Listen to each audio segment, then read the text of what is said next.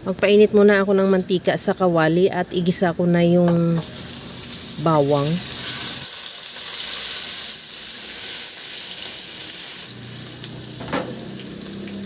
Isunod ko na rin yung sibuyas.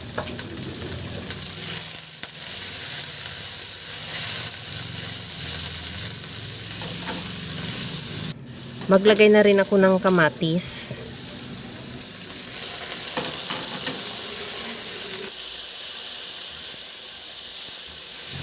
Pagkaluto ng kamatis, lagyan ko na ng dahon ng laurel.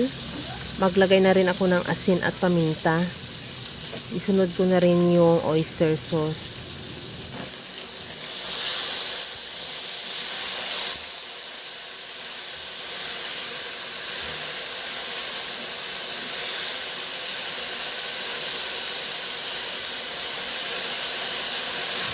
Ilagay ko na yung suka.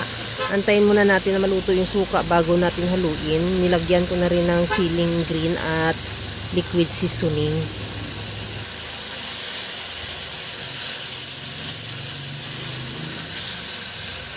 Okay na yung ating sauce. Isunod ko na ilagay yung pusit.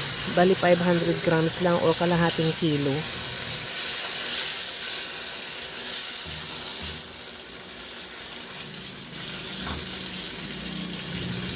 Takpan ko muna yan hanggang sa maluto lang din yung pusit.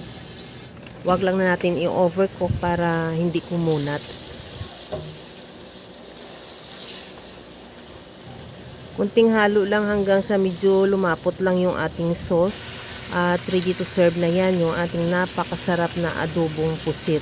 Kaya mga kalasa, kung nagustuhan mo yung ating video, please like na lang at pakishare na rin sa inyong mga friends.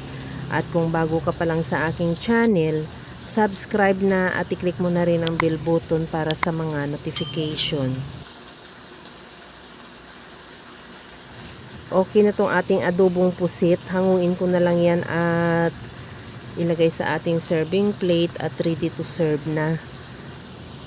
Hanggang sa muli mga kalasa. Thank you for watching. Bye-bye!